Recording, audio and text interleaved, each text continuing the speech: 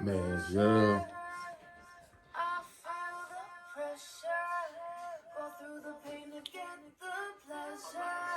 Let's go. Sacrifice and take the measure. I feel the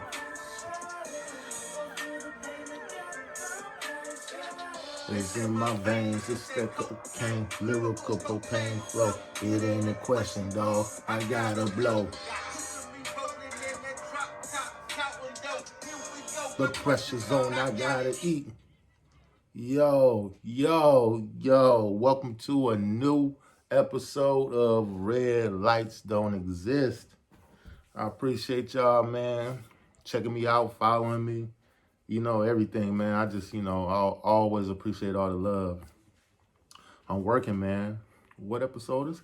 This might be is this my 10th episode? I'm not sure. I got to count. But yeah, man, I keep on pushing forward, man. I'm inspired to keep on creating these podcasts, man. And I appreciate all y'all, man. But I'm going to jump right into it, man. Fatherhood.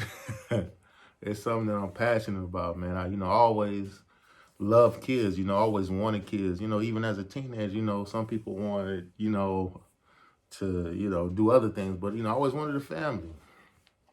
And I got my son September 14th of last year, 2019. 2019. I almost forgot. There's so much going on, y'all. But yeah, man, it just means a lot to me to be a father. I take my role very seriously. And, I'm talking about father in the sense of, raising my son to be a man, but also changing diapers and feeding him and, getting up at 3 a.m. to make sure he's okay. I think traditionally we assign certain roles to the mom, but as a father, your son needs you in every way possible. If that's changing diapers, if that's reading a bedtime story, feeding them, you really have to be involved, But yeah, being a father to me, man, like I said, it just means so much.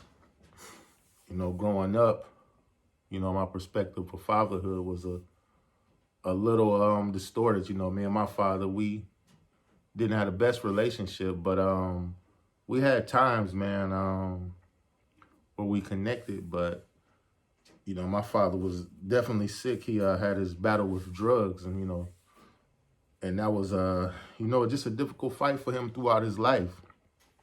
So we were never, connected like we should have been or we could have been, because he was battling, his sickness or, whatever he was dealing with in his life. So for me, man, I always told myself that I wanted to be the best father I could be, when I had my kids. And it wasn't until I had my son that I really realized what that meant.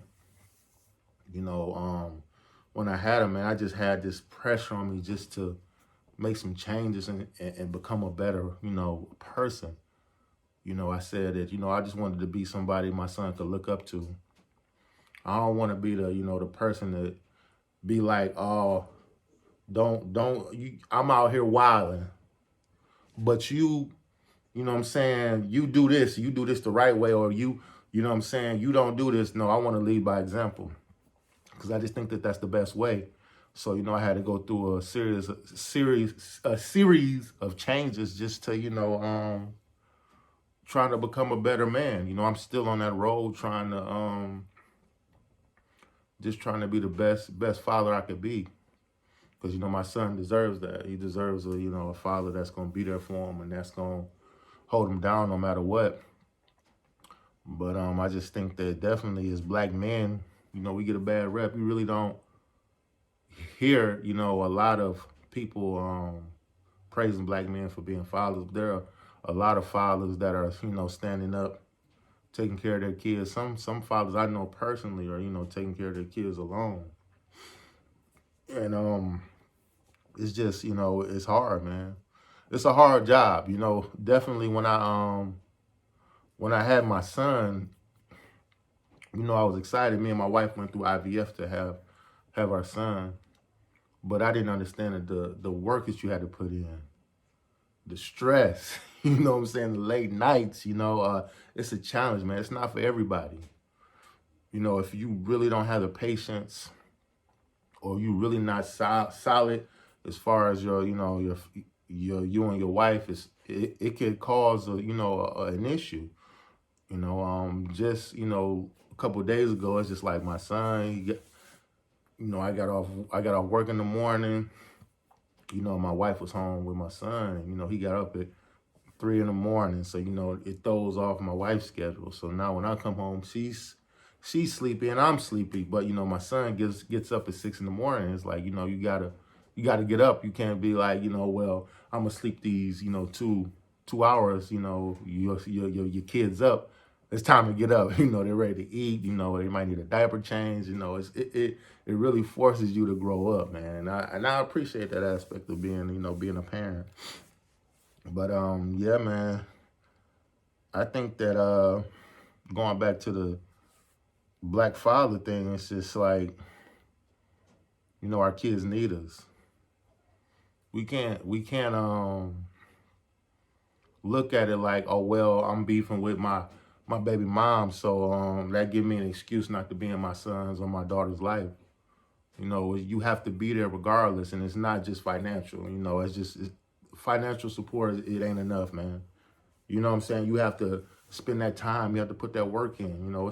We have too many moms out here are doing both roles. It's just unacceptable. We have to step up and take care of our families, man. We have to be, men at the end of the day. It's like I said, no matter the situation with your baby moms or how stressed or, whatever the case may be, you got to take care of your business, man. Because it's unacceptable for you to skate and, live your life or neglect your kids.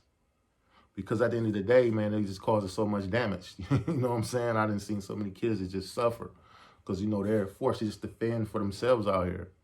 You need that guidance. You need parents. You need that solid foundation, in your life to help you, live a healthy life, because if not, then you go through a lot of trials and tribulations and you end up having resentment for your parents when you get older, man. I see it time and time again.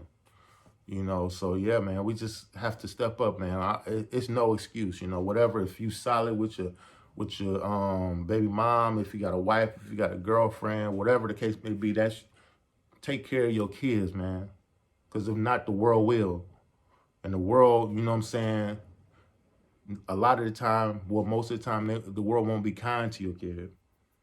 And they will, they're forced to learn these hard lessons. And then, the messed up part is, kids may get hooked on drugs or, they may be out here and just, sick.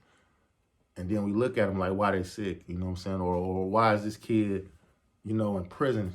Just because, they didn't have that foundation from the beginning. They didn't have the parents, that were in their life, constantly, telling them, positive affirmations or instilling in them that they're great or they're beautiful or they're handsome or they're kings, they're queens. You know what I'm saying? Our kids need that. So yeah, man, like I said, I'm passionate about kids in general, but I'm just passionate, man, about being a father, man. And I just want to keep growing. I want to keep learning. It's a journey for me, man. I mean, my son deserves it. Every day I look at him and it's just, I want to do better. I want to become a better father. I want to become a better man. And that's just how I feel, man. It's my job to step up. You know what I'm saying? Be there for my son. Teach him how to, be a man. But also, you know what I'm saying? I kiss my son on the cheek. I hug him. I tell him I love him too. Because he need all that. So, yeah. Fatherhood, man. I love it, man. It's difficult, no doubt. But I love it, man. I appreciate y'all listening, man.